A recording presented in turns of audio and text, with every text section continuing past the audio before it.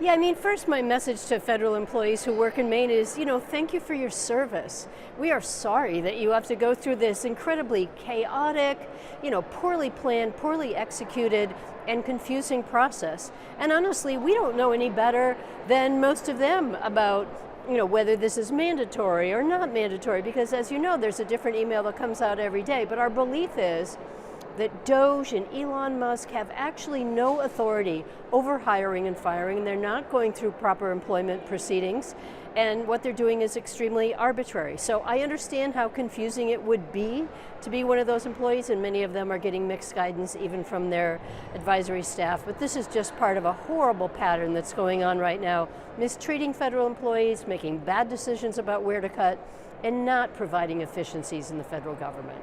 I think every agency in the federal government is going to have to look at ways they can prioritize and make sure they have people able to do the most important priorities of the federal government. And to me, that is where we are right now, where we're looking at a bureaucracy that's bloated, and we need to find ways to right-size our federal government. Our lakeshore, our Sleeping Bear Dunes are national treasures, and we want to make sure they're protected. But we've got to do it within a budget, and that's where we need to set the right priorities, and to me that would be a very big priority. So we'll continue to work with the administration on this, and Congress is going to have an important say in this process, but you can count on me advocating for the Sleeping Bear Dunes. When President Trump was elected, remember, he won the Electoral College and the popular vote, and one of the things he campaigned on was shrinking the size of government. Especially the last 4 years, we've seen an explosion not only in the number of government employees, but the spending of the government. And good, bad, or indifferent, Republicans and Democrats for the last quarter century or really 50 years are responsible for the horrible debt that we're facing these days. And again, in the next 1 to 3 years, if we don't get control of our debt, we face national insolvency. So the president has appointed Elon Musk to head up the Doge committee or the Doge agency, really to look at what federal government is. There's some things that the president has enabled him to do as far as the number of employees that he recommends to the president to eliminate their jobs. But then again, this is what the president's doing. Elon's not doing. The president is making the real call. Elon's only making the recommendations. And so, there have been a lot of heads on fire about what's happening. But I think people have to realize, and this is a sad fact that honestly I wouldn't know if I'm not in government or in Congress these days, that we're at a financial precipice right now. And Republicans and Democrats share in this responsibility. But I, for one, am glad we have a president that's willing to tackle this. Well, I think it's tough. I think it's really tough on a lot of individuals, but this is being pushed across all agencies, including the Defense Department, looking for really waste. I mean, I read one article yesterday, it was $10,000 spent on an HDMI cable. That's absolutely ridiculous use of taxpayer money. He's coming into the cabinet to explain to each member of the cabinet who heads their agencies what the purpose is, what's going on, and hopefully getting buy-in from all of those individuals. Guys, these are difficult times, and I feel for all the individuals who've lost their jobs. Sadly enough, I see in DC now all the traffic that's going on for individuals that haven't shown up to work for the last 4 years. So we pushed out way too far, and these are dramatic things that are happening in dramatic times. But this is what our nation needs to do, and I feel for those individuals who've lost their jobs and are great government employees. Hopefully they have gainful reemployment soon. But we're at a point of national insolvency, and so drastic measures need to be taken. That's more Democrat hype. The man is not being paid. Thank God we have Elon Musk up there. The fact that he purchased Twitter has given us a platform from which to hear the truth finally. We had big tech that was muzzling and censoring conservatives, and now we've got Elon who has opened that up. And thank God for President Trump as well in appointing Elon to what he's doing.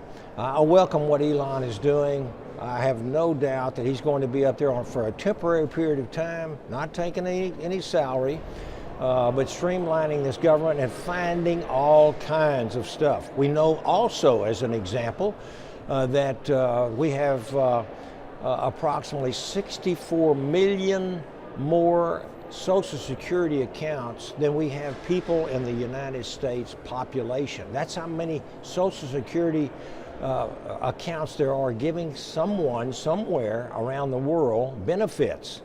And on top of that, we have over a million people who are getting Social Security benefits who are up to 230 years old. Listen, there's fraud, there's waste, there's abuse, and thank goodness that we have someone who is intent upon streamlining this federal government. Thank God for him. I think it's failing and failing miserably. You know, the American public, like even colleagues of mine and myself, want to make certain that we have the most efficient budget possible, but you don't do it by wielding a chainsaw against the budget. And the theatrics of Mr. Musk holding that chainsaw is extremely hurtful and harmful in terms of the outcome that he has achieved. DOGE has not been sanctioned by Congress. There has been no authorization. And so that shadow agency is being run by Mr. Musk, who's never had a background check and who was never approved for confirmation by the United States Senate. And so I think we really need to work on this in a way that's academic. The way to have done it would be to work through inspectors general, but they were the first to which that they took the desire to cut. And so you lost that talent and that institutional knowledge. They are nonpartisan. They are there to identify any waste and any fraud and any inefficiencies or non-compliance with statute. We have had inspectors general before the number of committees that I've served on to get their update, and there's always a great give and take with them at the table with agency leaders. So they really failed miserably. If you really want to get at waste and fraud and inefficiency, do it in a way that provides the most knowledgeable voices. Otherwise, he resorted to a team of very young people that do not fully understand the mission statement of the agency, or to not even bear with them the sort of institutional knowledge that is most beneficial here. Yes, I think Elon Musk, you can look at him as an auditor. And it's up to the elected officials like President Trump, like those in Congress, whether that's in the House of Representatives or the Senate, to ultimately make the decision. But I think, you know, he is very good at big budgets. He's very good at finding efficiencies in business, and we can utilize those tools right now. And look, just like I do, you know, coming from the private sector, I think it's important to have a different perspective than a government perspective, because we're in a mess. We have a federal debt right now of $36 trillion. We're continuing to go into debt almost $2 trillion per year. And we have to make very, very tough decisions in order to get our budget under control. So why not have somebody that has experience with big budgets come in and give advice, and then it's ultimately up to the elected officials. Well, I certainly support where President Trump is taking us, as well as 77 million Americans that voted for President Trump and his agenda to make America first, to prevent taxes from increasing, to keep our nation safe, to protect our borders, and to reel in our federal spending. And I very much support the fact that Musk, which is an agent of President Trump, I think if we changed Elon Musk's name to Sarah Jones or something else, folks would not have nearly as much of a problem with what's taking place. But we do need to be looking for efficiency in government, and I certainly appreciate the fact that the President has tasked the DOGE committee to get out there and look into the way that we're spending our money and how we can be more efficient. So I, like most of my constituents, believe that the government should be accountable with taxpayer dollars. We should make sure that we are spending that money wisely. But Medicaid, this program that they are attacking with nearly $1 trillion in cuts, is one of the most efficient and effective healthcare insurance delivery programs, right? The fraud isn't there. We are talking about children. We are talking about seniors who are often also on Medicare. We are talking about new babies born in the United States. We are the safety net for 1 in 5 Americans. And Medicaid is a good program. Audit after audit, it stands up to be not full of the fraud that they are perpetrating. It is a good use of taxpayer dollars, and it is wildly popular with the American people.